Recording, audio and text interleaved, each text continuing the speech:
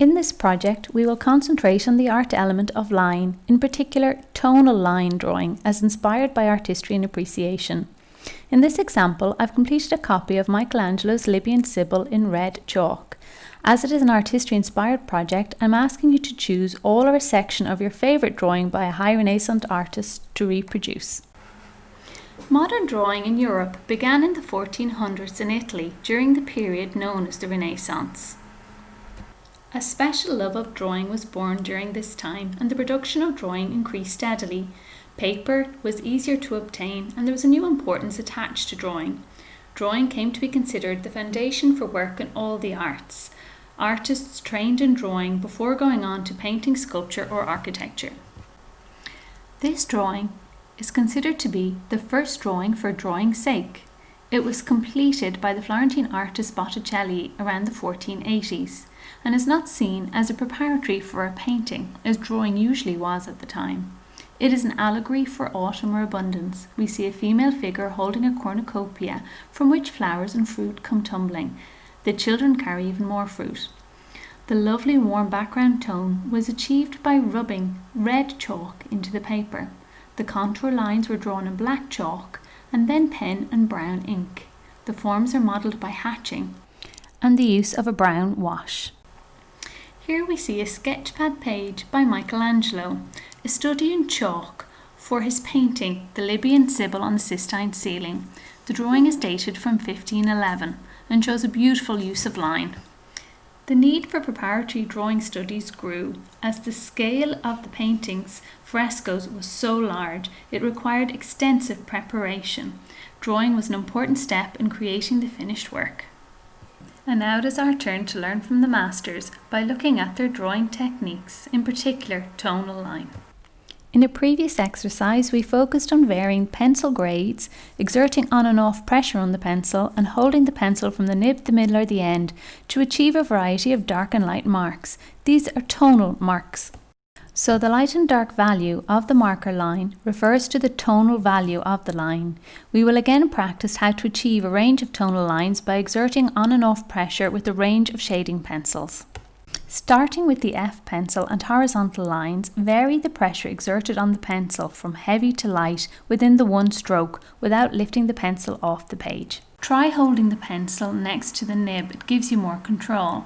Then try holding the pencil further back down towards the end. This will give you a wider mark. Don't forget to write in what pencil you used beside the mark making.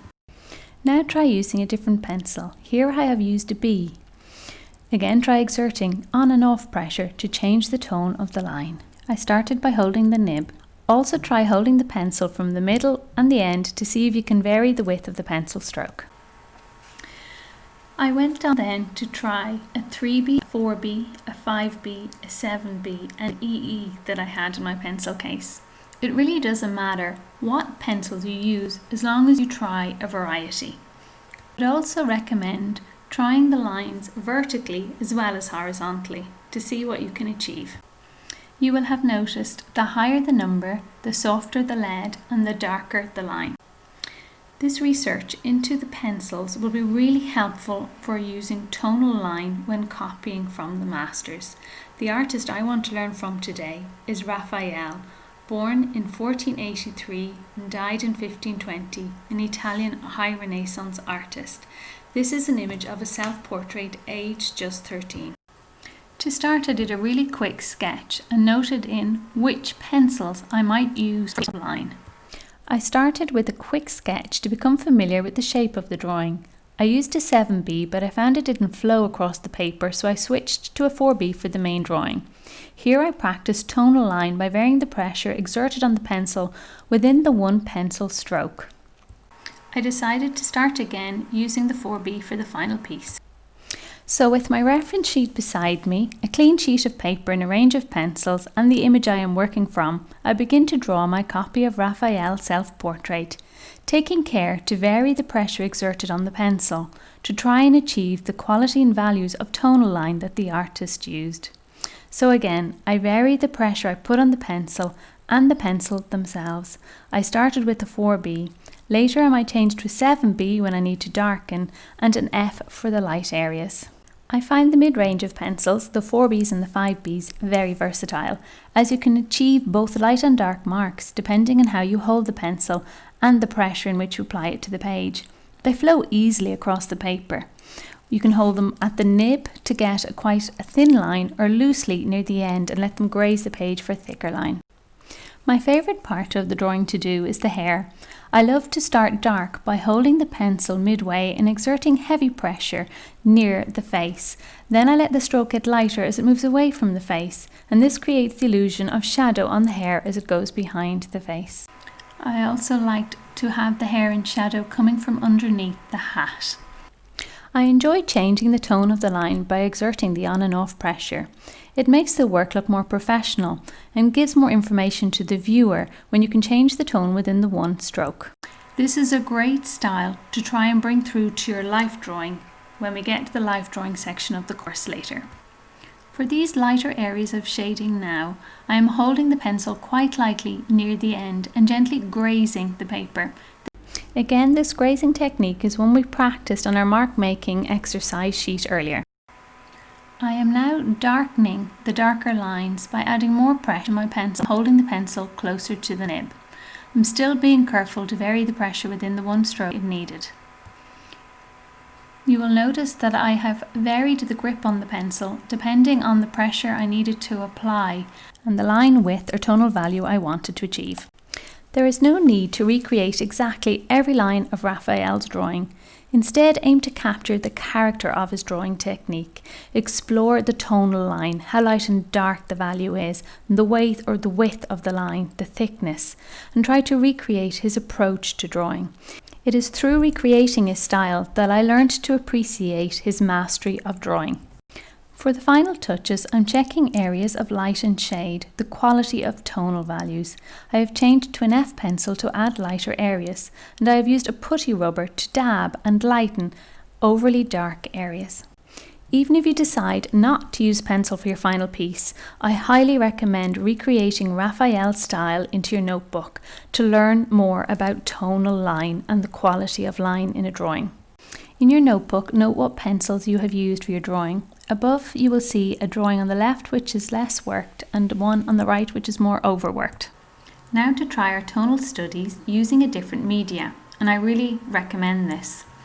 Here is an image of a study for the feet of the Apostle by Albrecht Dürer, a Northern Renaissance artist. He used black ink and white highlights on coloured paper, circa 1508.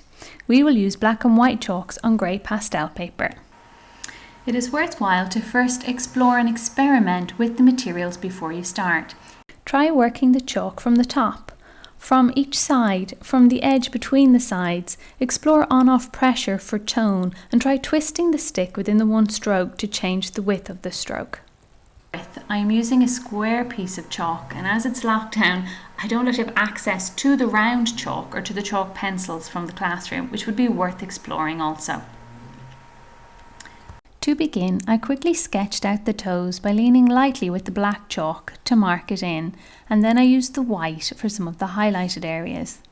Then I leaned heavier with the black chalk to correct my lines and to define them. Chalk is great, it's very easy to use and just flows across the page. Just remember to lean lightly at first, and it's very easy then to correct it if needed. By using the black and white chalk, you can see how the artist has modelled the form, given the illusion of light and shade.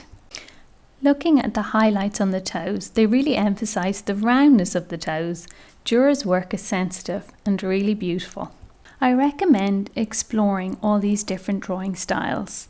Try to recreate Raphael's tonal line in pencil, Dürer's black and white lines in chalk, and maybe the red chalk of Michelangelo's style, before choosing your favourite to recreate a large scale and perhaps have ready for display. In our life drawing section of the course, we will explore these styles again, using tonal line, the on-off pressure like Raphael, and the black and white chalk and grey paper like Dürer to study the life model. I believe one of the best ways to study and to appreciate art history is to explore recreating the style and the techniques of the artists, as well as researching a little into the aims of the artists and why they created the work, where it was for and who it was for. I really hope you have enjoyed exploring these different drawing techniques. Thank you very much for watching Tonal Line Drawings Inspired by Art History and Appreciation.